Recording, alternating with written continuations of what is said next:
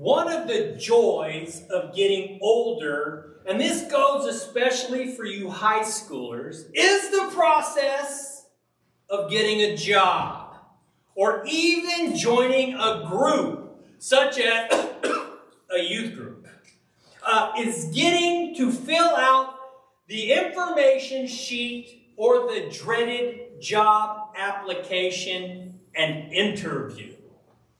Like, why does our youth leader want to know my weapon of choice if there was a zombie apocalypse? Or why does an employer want to know my greatest weaknesses in an interview? The youth leader's questions seem trivial and insignificant, and the job interviewer seems intimidating and maybe even a bit nosy. Wouldn't it be cool, just one time, to answer the interviewer's question by saying, "You tell me your weaknesses first"? But alas, we know that that's not how the process works. When you fill out an application, though, you must give them information that the employer must deem qualifies you to work in that establishment. The form you fill out to join a youth group gives information as well that the leader will use to see how to best relate to you, as well as get your t-shirt size for the t-shirts that always come with the group anymore. Let me ask you this now. When it comes to making a friend, do you have a process where you are like a leader or an employer at a business, checking out to see if that person is qualified to be in your friend group? And do you, like a job, start potential friends in like lower level jobs? I mean, friends and work their way up, right? They start out there and then you kind of work their way up. And more qualified potential friends move right up into making the French fries, right? Do you feel like maybe to be a friend with someone, you are actually the employee? To be that person's friend, you must be able to perform the task the potential employer friend needs from you to be a legit friend. Then comes the real upper level friends. Sit behind a desk kind of friendships, like, dare I say, best friends, or even put a gender in front of the word friend people. Do those people need to have a form of degree or enough life experience to move into that higher friendship company? Or did they move up the company ladder into those roles? I want you to think about your friend group. Who's in it? Why are they in it? Would you say y'all are more of an acquaintance type friend? Yeah, we talk to each other in biology and say, "What's up, girl?" when we pass in the hallway. Or would you say, yeah, we are ride or die kind of friends. We be always hanging out. I want you to think how you got into either one of those friendships. Did you or that other person have things that were qualifying to you both that you could become friends? Are there things the acquaintance friend is missing to move up your friendship ladder? Or maybe it's some of you need to do things to move up. Is it something you have to do? So, by now you have thought about, I would imagine at least 3 or 4 friends in your friend world, and have some idea what makes your friendship tick and what keeps it where it is. Here is something you may probably know but really don't like or want to hear about. Like filling those applications to, say, a youth group or getting that job, you come to realize sometimes they are not for you. And some are really great. Some jobs you will love, and some you will wish you just could stay in bed and sleep through. Some bosses and leaders you will go the extra mile for, while others will let you down, hurt you emotionally, even to the point that you think you will never go back to any group like that again because the hurt was too bad. I have seen and heard about many people who have left churches because the relationship they had with the leader they trusted went afoul. This is our friendship world is like when a bestie or a boy or girlfriend and you break up. I'm never doing this again. The pain is too unbearable. We start to project our hurt outward to people who had nothing to do with what happened. We even look at entire institutions as bad, such as churches, because of the hurt and betrayal you felt from a leader. Have you ever shared a class with an upper management friend and it ended badly? You first thought, probably there is no way I ever want to go into that class again with them. Or maybe you even thought you needed to just get to stepping out of my class as they were in the wrong. I want to look into our Bibles at both the application process and the friendships. When they are good and when it goes bad, that we can find in a couple stories and passages. The first passage I want to look at is the application form. And we can find that in 1 Corinthians 13, 1 through 13.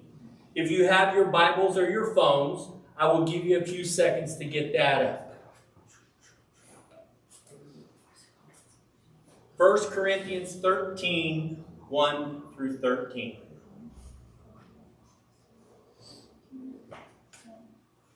All right, while you're getting there. If I speak in the tongues of men or of angels, but do not have love, I am only a resounding gong or a clanging cymbal. If I have the gift of prophecy and can fathom all mysteries and all knowledge, and if I have faith that can move mountains but do not have love, I am nothing. If I give all I possess to the poor and give over my body to hardship that I may boast, but do not have love, I gain nothing. Love is patient. Love is kind. It does not envy. It does not boast. It is not proud. It does not dishonor others. It is not self-seeking. It is not easily angered. It keeps no record of wrongs. Love does not delight in evil, but rejoices with the truth. It always protects, always trusts, always hopes, always preserves. Love never fails. But where there are prophecies, they will cease. Where there are tongues, they will be stilled. Where there is knowledge, it will pass away. For we know in part and we prophesy in part. But when completeness comes, what is in part disappears. When I was a child, I talked like a child. I thought like a child. I reasoned like a child. When I became a man, I put the ways of childhood behind me. For now we see only a reflection as a mirror. Then we shall see face to face. Now I know in part, then I shall know fully, even as I am fully known. And now these three remain: faith, hope, and love. But the greatest of these is love. We see this is Paul. And Paul is the employer here, and he is giving this, well, we can't really call this an application for a job, but we can say it is the requirements for a job. And the job he is promoting is to be Christ-like. Or if this was the job, let's call it Christian. Paul is giving the requirements of how to be a Christian. And Paul's number one requirement to getting the job as a Christian is love. Now, you may think that even Jesus says the number one requirement of being Christ-like is in Jesus' job description in John 3:16. For God so loved the world that he gave his only begotten Son, that whoever believes in him should not perish but have everlasting life. We see Jesus' number one requirement is belief in him. So I believe the number one requirement to being a Christian is to believe in Jesus. So believe that. Paul here is not contradicting Jesus here. He is talking to the church who is supposed to already be past the process of believing. If this was, say, an interview, the interviewer would not say, your number one requirement is your age. Because to get to this point of putting in a job application, he knows you are of that age. So he tells you the number one requirement may be something like, say, dependability or punctuality for you. Paul then gives them some of the job details, but he constantly goes back to his number one, love. Again, this is like the manager telling you, I'm going to put you on the milkshake machine, but it's a very important part of the job here at Milkshake World. And I need you to be on time when you are on schedule, because others here and the customers depend on you. And even though Jesus tells us belief is his number one to be a Christian, his number one rule is anyone? Anyone? Bueller? Well, we find it in Matthew 22, 26 through 40. Teacher, which is the greatest commandment in the law? Jesus replied, love the Lord your God with all your heart and with all your soul and with all your mind. This is the first and greatest commandment. And the second is like it. Love your neighbor as yourself. Jesus said love is his number one practice for the job to be done successfully. If you love God and you love others, you move to the top of God's corporate ladder of faith. You, my friend, are moving on up to the heaven side, getting a deluxe apartment in the sky. Sorry, couldn't help myself. So, we get the job, we join the youth group or other group, we know the requirements, we do the job, and we even do it well. But then something happens. The job itself, or especially the leader, may let you down. Then what happens? Well, most of the time, we quit. And we promise to never go back to that insane asylum or anything like it again. We leave that group, don't look back, and every group like it, we associate to that group. Like it must be avoided, so I do not ever feel like this again. I want to see a story that deals with this a bit. Maybe not like we would see a job, a leader of a group, or even a friend who lets us down. We can find this passage I'm going to read in Ruth 1, 1 through 18.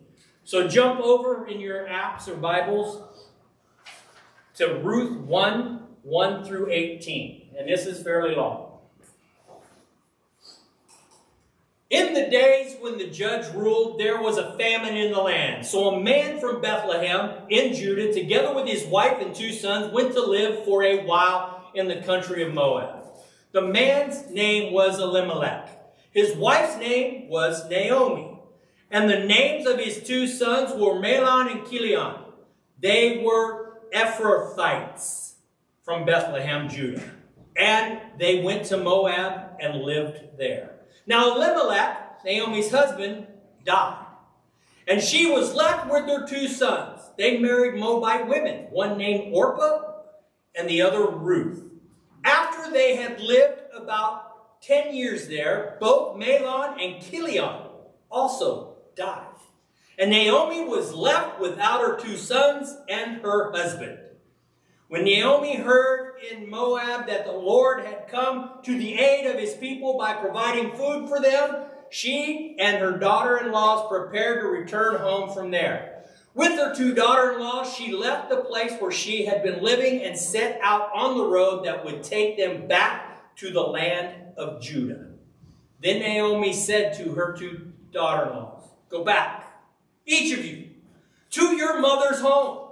May the Lord show you kindness as you have shown kindness to your dead husbands and to me. May the Lord grant you that each of you will find rest in the home of another husband." Then she kissed them goodbye, and they wept aloud and said to her, "We will go back with you to your people." But Naomi said, "Return home, my daughters. Why would you come with me? I'm not going to have any more sons who could become your husbands. Return home, my daughters. I am too old to have another husband. Even if I thought there was still hope for me, even if I had a husband tonight and then gave birth to sons, would you wait until they grew up? Would you remain unmarried for them? No, my daughters, it is more bitter for me than for you, because the Lord's hand has turned against me." At this, they wept aloud again. Then Orpah kissed her mother-in-law goodbye, but Ruth clung to her. "Look," said Naomi, "your sister-in-law is going back to her people and her gods. Go back with her." But Ruth replied, "Don't urge me to leave you or turn my back from you. Here you go, where you go, I go. And where you stay, I will stay. Your people will be my people, and your God my God. Where you die, I will die, and there I will be buried. May the Lord deal with me, be it ever so severely, if even death separates you and me." When Naomi realized that Ruth was determined to go with her, she stopped urging her.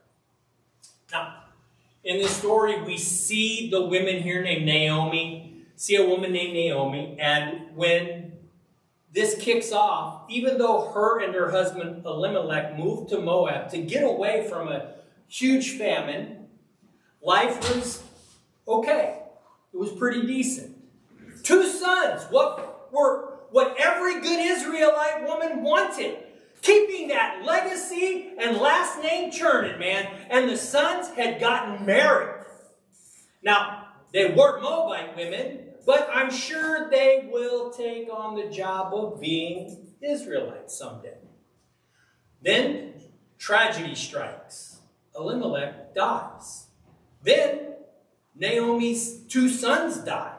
Well, there goes the family business. Name and legacy.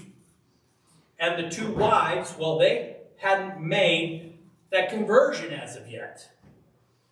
We see that Naomi is hurt by her leader. And her leader in this case is God himself. Her hurt is so bad that she wants out. And she doesn't want to look back. She even is willing to ditch the friends that are willing to try and help her through this. Naomi tells the daughter-in-laws to stay put in Moab as she makes the trek back to Bethlehem. Now, both daughter-in-laws want to go with Naomi. But Orpah, not Oprah, eventually is convinced to stay. Now, I am not going to badmouth Orpah here, as she was willing to go with Naomi. I always wonder if Orpah stayed as Naomi truly was, if she was truly hurt by telling her to stay in this situation. It's like a couple breaking up and saying, but we can still be friends. It very rarely happens, and usually they separate from each other. But Ruth, she could not be convinced to leave. Why? I think she takes the requirements of love to heart. She loved Naomi, realized Naomi's hurt, and was not going to allow it to bother her just because the job got a little bit more difficult. And this job gets really difficult. Naomi is literally telling people who recognize her in Bethlehem to not even call her Naomi.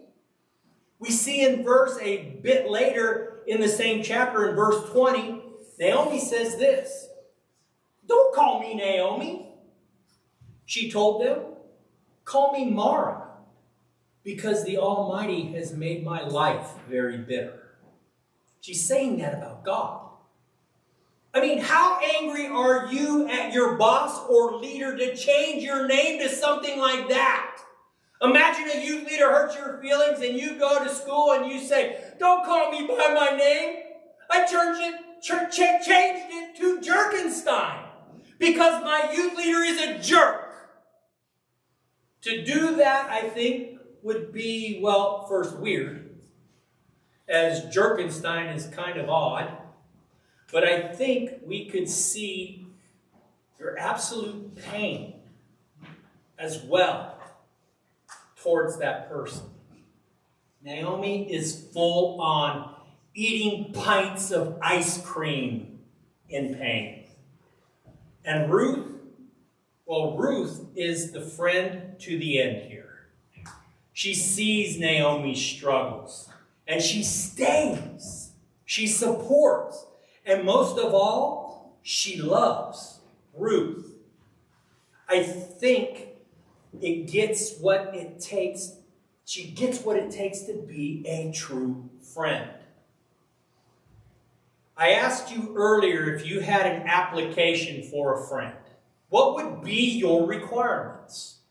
I think we would look at Ruth here and maybe say to ourselves, yeah, someone willing to stay with me in the hard times, somebody who supports me even when I may do something silly, like change my name to Jerkenstein. But most of all, someone who will love me no matter what. If you can fill those requirements, you can get the job as friend. So I want to end with one last passage here that I think Naomi misses, and that is in 1 Kings 19, 11 and 12. The Lord said, "Go out and stand on the mountain in the presence of the Lord, for the Lord is about to pass by." Then a great and powerful wind tore the mountains apart and shattered the rocks before the Lord. But the Lord was not in the wind. After the wind, there was an earthquake, but the Lord was not in the earthquake. After the earthquake came a fire, but the Lord was not in the fire. And after the fire came a gentle whisper. So many times in life, we see God in the monumental events in our life and think God is out to get me, or worse, doesn't love me. Naomi is absolutely in this moment. A bad thing happened to a good person, and God is it's your fault. Is this you? God is not there to hurt you at all. Bad things happen because we sinned and allowed our perfect world to become messy. God, like I said, is never out to get you.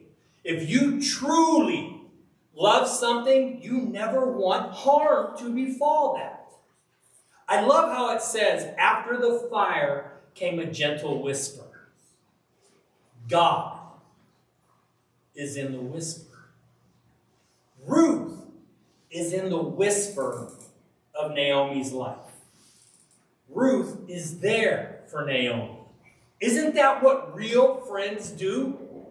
I would love for you to take time this week and read the whole book of Ruth. It's 4 chapters, so it shouldn't take you too long. But I want you to watch the change from what we just read about Naomi here to where Naomi ends up with Ruth as her best friend.